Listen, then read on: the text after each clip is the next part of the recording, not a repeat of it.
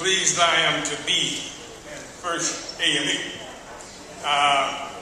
AME was the church that opened its doors to 1,300 striking sanitation workers in Memphis, Tennessee.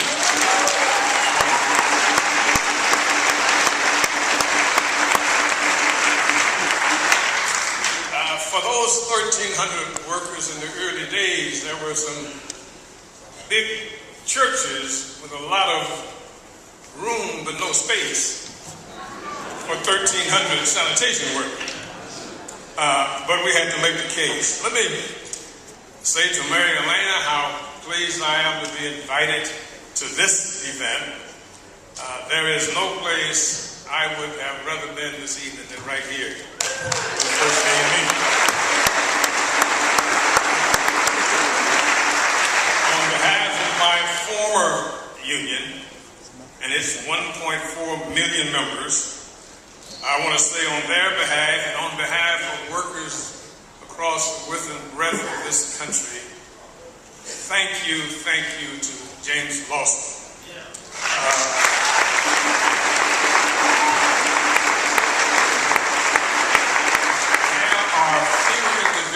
Who have had such a profound impact on some of our lives than Jim. Some of us, absence, guidance, went a whole lot of different ways.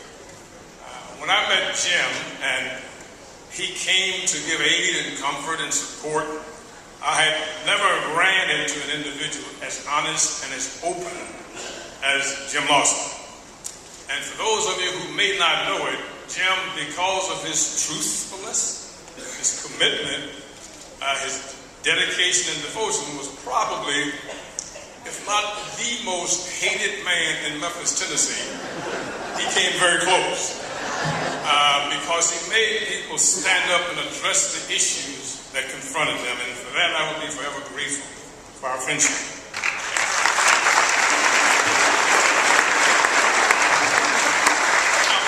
I also want to thank the governor of Wisconsin,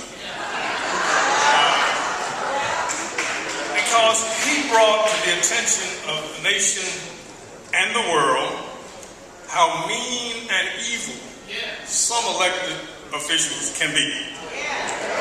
But he did something that was so good. He brought to our attention that this is still an ongoing war between the greedy and the needy.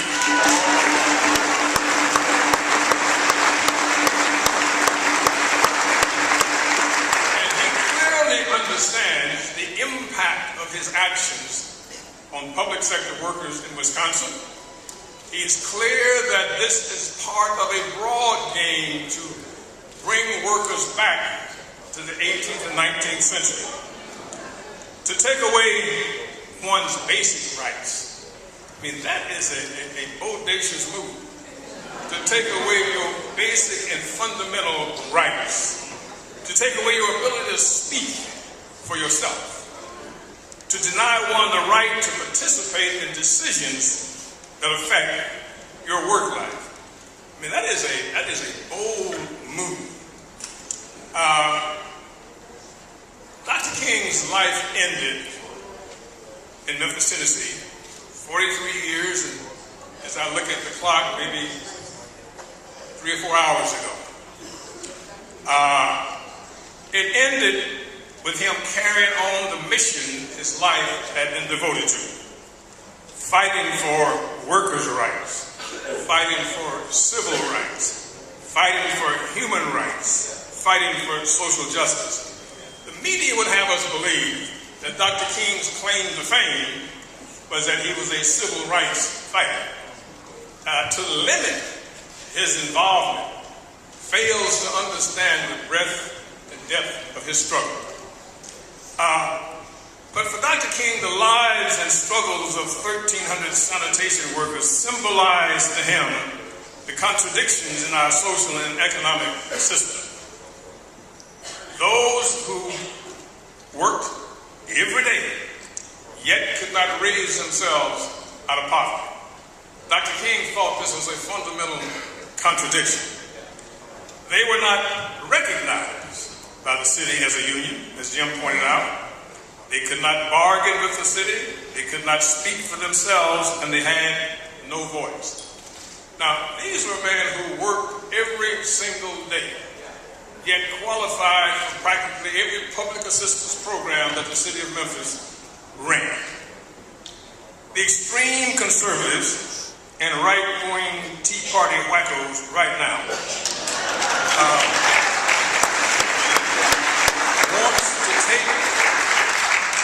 wants to take the American worker and their unions back to those conditions of the 19th century. No voice, no union, no right to bargain, no democracy in the workplace, no fairness, and no justice. An America that would look more like the 19th century than the 21st century.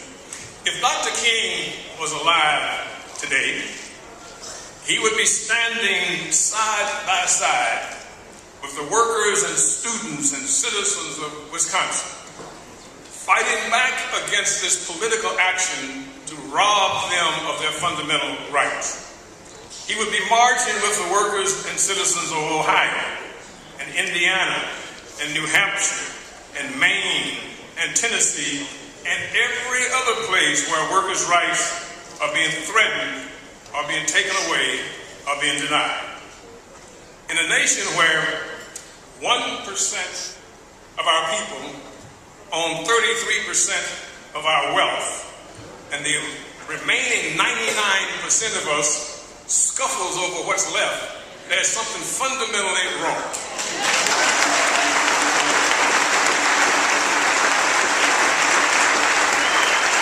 There's something wrong, and we have a moral obligation to stand up and fight back against that.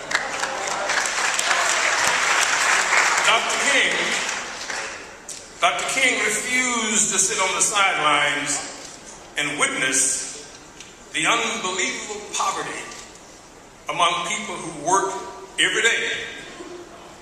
And at the same time, the unimaginable wealth of those who never worked a single day. There's something wrong with that picture, and it calls upon us to fight back against it. Dr. King would be standing with workers fighting for their rights because he could not remain silent as the social and economic system perpetuated itself generation after generation. Self-perpetuating wealth living side by side with self-perpetuating poverty. There's something wrong with that picture. Glenn Beck, that great visionary,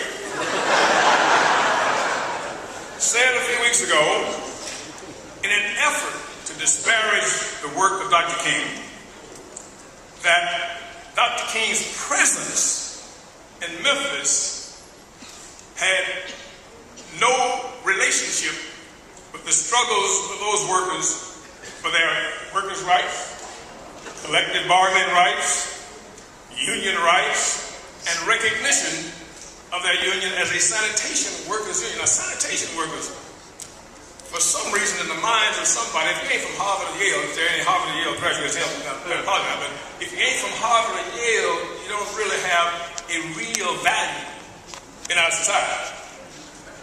I was on a radio show once in Westchester, New York, and at that time, the richest per capita county in the country. And there was a call-in show, and I was talking about the value of sanitation workers.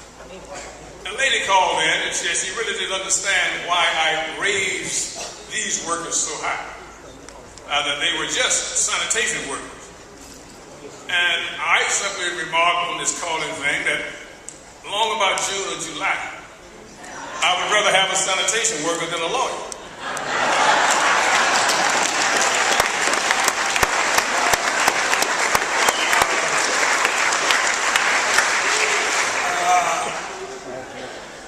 So, for the Glenn Becks of the world who can't make this connection, as a matter of fact, today there was a Reverend Jesse Lee Peterson on Fox News who said the same thing as Glenn Beck, which suggests to me that Glenn Beck ain't as high up the ladder as he thinks he is. Dr. King came to Memphis because he saw the great parallel between the movement he was bringing to Washington, D.C., the poor people's movement, and folks in Memphis, Tennessee, who worked every single day and yet was in poverty. And he was committed to bringing these faces to the nation's capital so people could see the face of poverty across this nation. People weren't asking for a handout, they were asking for a hand up, so that they could work every day, sit down across the bargaining table, talk about their problem, get a resolution from their leadership.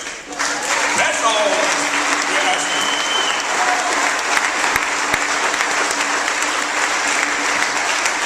We have every right to organize our union, to bargain collectively, because all we have is our leader. And we ought to be able to sell it for the best price and do the best job. A full day's pay for a full day's work. These are some of the opportunities. 2 weeks ago, I was in Madison, Wisconsin, standing on the state capitol walkway, and 200,000 more people who believed the same thing I just said were out there in front. And they were saying to not just Wisconsin, but to this nation as a whole, that working people have a fundamental right to organize their union and bargain collectively.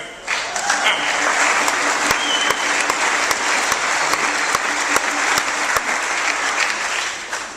an important issue has been raised here by Governor Walker, because he has made this the test of where people stand. And 65% of the people across this nation stand with the workers. And so they have every right to organize and bargain collectively. So as people prepare themselves to run for elected office and move up the ladder to higher office, the fundamental question we got to raise is, where do you stand? On my right to join a union, where do you stand? I understand your problem about hiring, but where do you stand on my right to join a union? Where do you stand on my right to collective bargain? My right to have a voice in the process. My right to share my concerns with those who have the power to make a difference. So those who are committed to the political career line, that's a question you got to get ready for. Because all over this country, workers are going to be asked that question, where do you stand?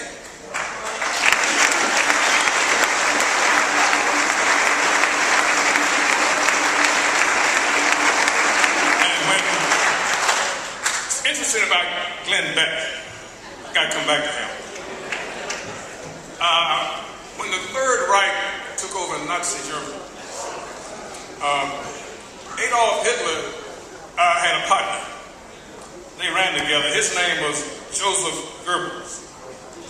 And he had a philosophy that if you told a big enough lie and told it often enough, that people would ultimately believe it. Well, Glenn Beck, you're wrong. People do not believe that Dr. King was not in Memphis to help those sanitation workers. Everyone across this nation, with the exception of you and Jerry Lee Peterson, Remy Peterson. Y'all know it. America knows that while Dr. King is not here with us tonight, his spirit is a part of this movement.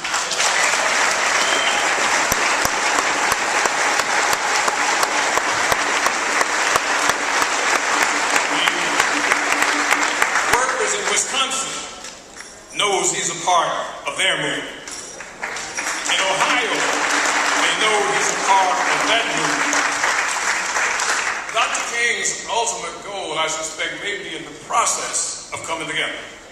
And that is, across all lines, people will lock arms and lock hands and fight for social justice. This movement will grow stronger. We will fight back, as difficult as it may seem. We're going to fight back and not just save a movement, but build a movement.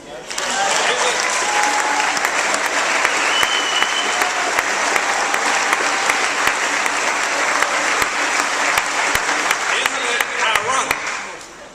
You know, there's this, I don't want to play preacher without license, but there's that part in the Bible that talks about the value of the least of these.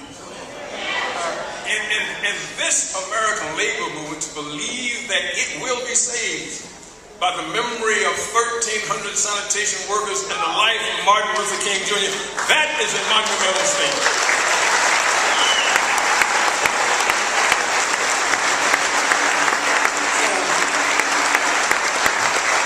So the workers of Wisconsin, in Ohio, Indiana, and all these other states where the right wing is making a conscious effort to silence their voice, you have struck the chord that has raised the loudest voice and created the greatest movement and momentum across this country in years and years and years.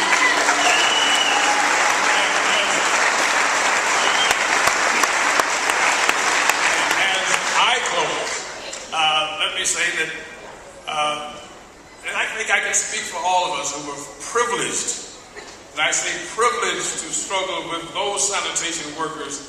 They gave us the confidence to fight on, not we giving it to them. There was many days.